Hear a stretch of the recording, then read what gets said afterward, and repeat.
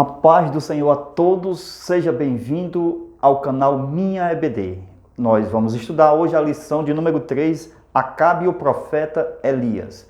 Hoje estudaremos o capítulo 17 de 1 Reis, veja quem era Elias. E também, no desenrolar das lições, nós vamos fazer, dentro da nossa aula extra, um mini curso sobre o profeta Elias. Você está convidado para entrar no Zap e estudar conosco. Amados irmãos, veja, Elias, ele era tisbita, da região de Tisbé.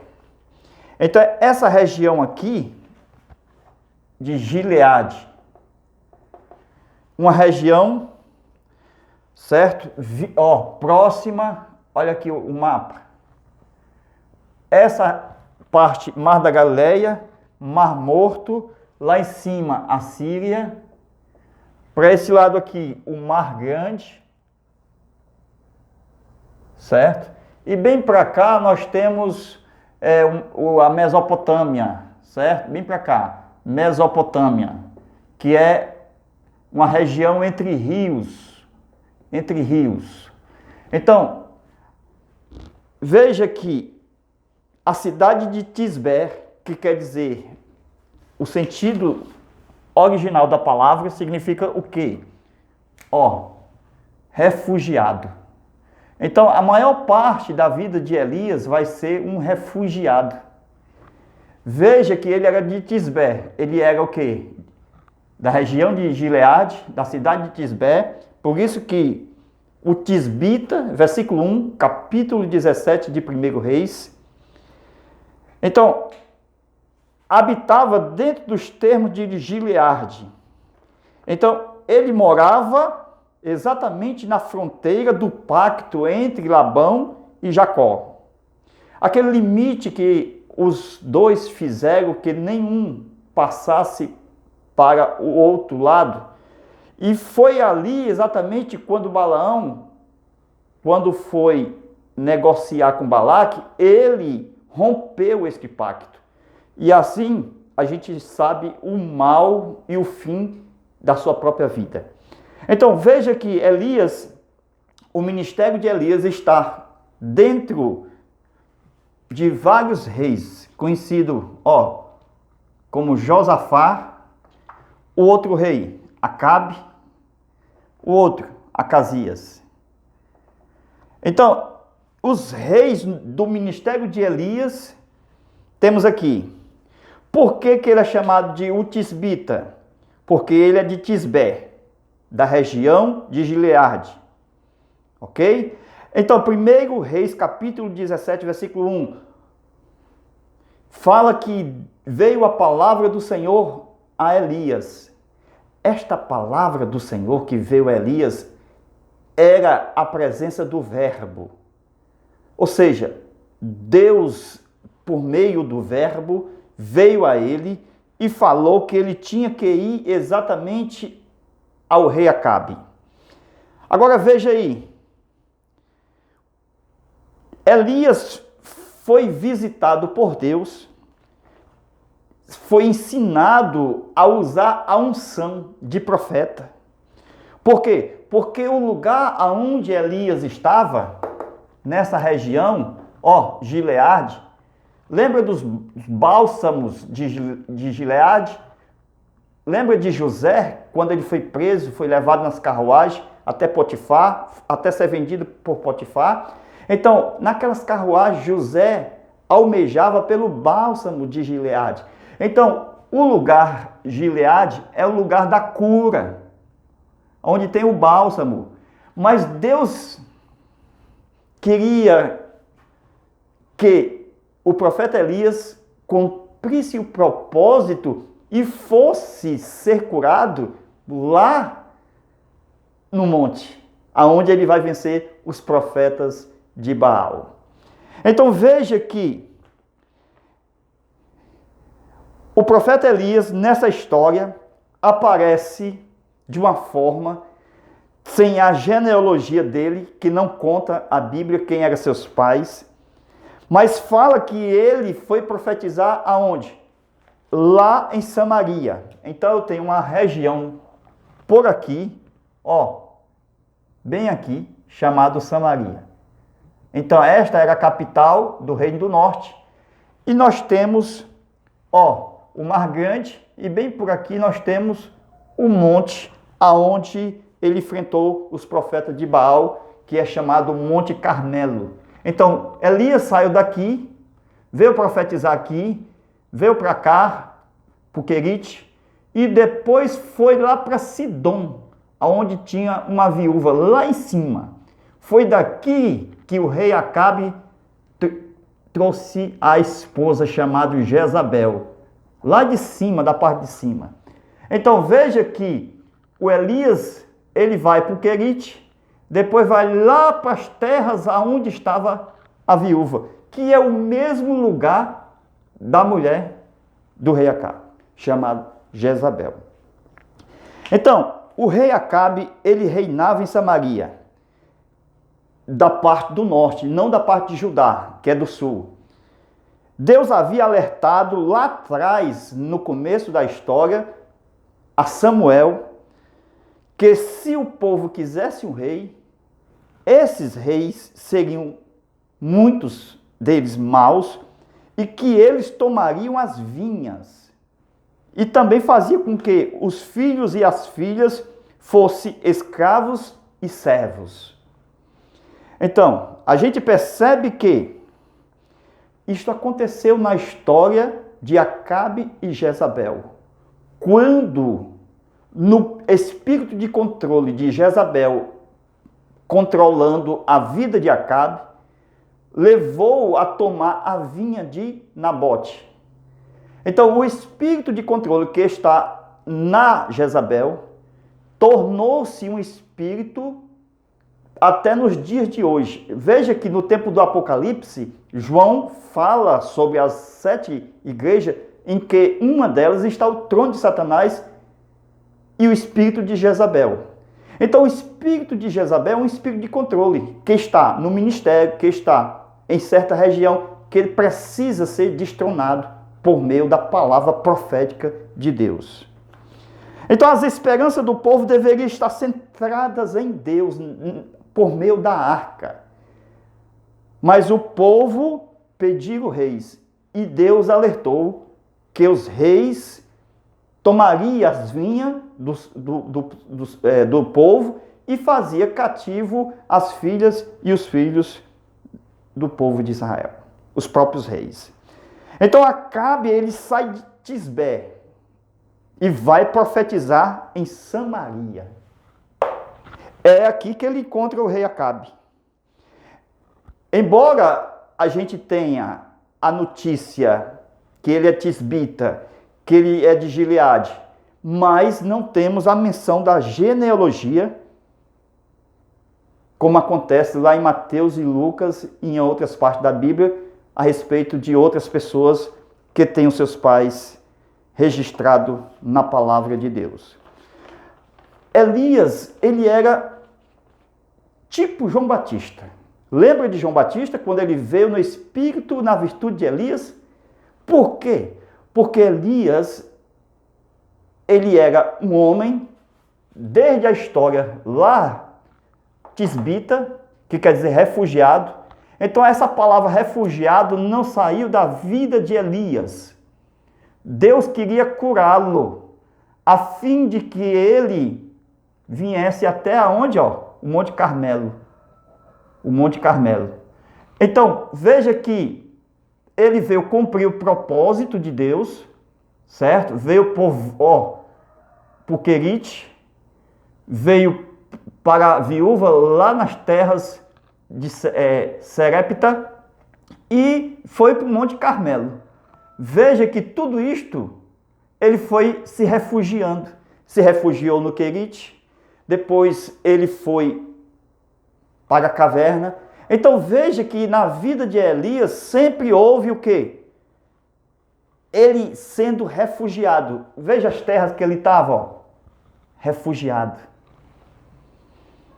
Agora, ele tem duas características de, vamos dizer assim, a pessoa tem temperamento. E os temperamentos de uma pessoa pode ser fleumática, melancólico, sanguíneo ou colérico. Elias, ele era tanto melancólico como colérico. Porque era um homem que ele, sem paciência e até mesmo ignorante, porque ele atuava, lembra de Moisés também nessa parte, que precisou ser tratada pelo Senhor? Ele disse, eu sou homem de de língua pesada, referindo-se exatamente ao temperamento que ele tem, que precisa ser tratado por Deus.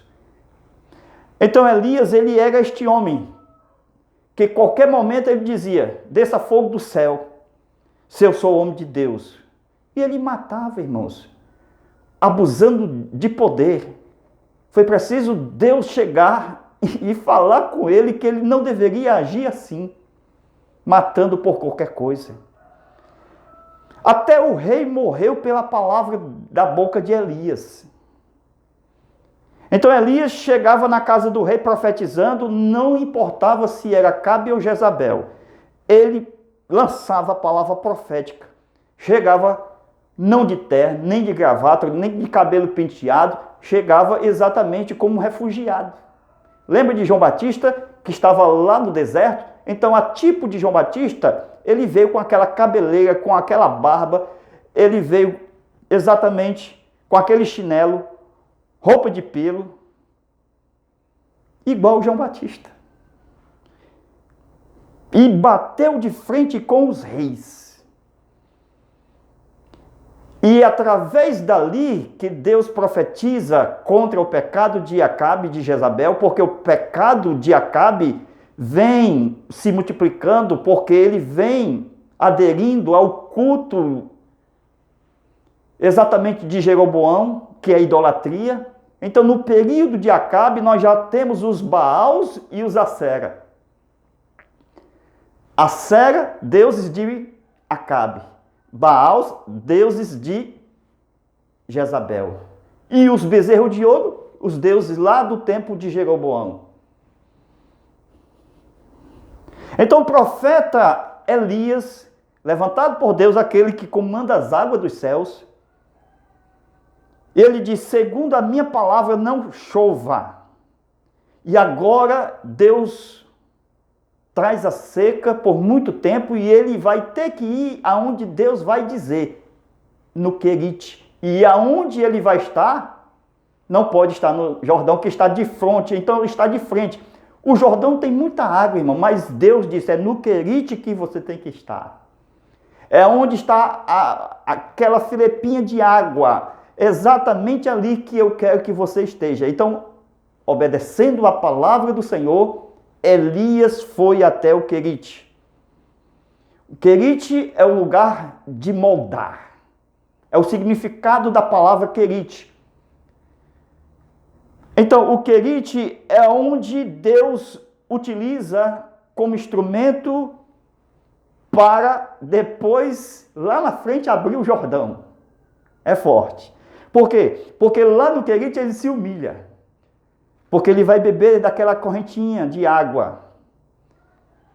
Então o ministério de Elias estava ligado ao fogo, à água, ao vento, à botija, ao azeite, ao pão, ao covo, à viúva. Então veja que esses foram os elementos, os instrumentos usados durante a vida de Elias para cumprir propósito.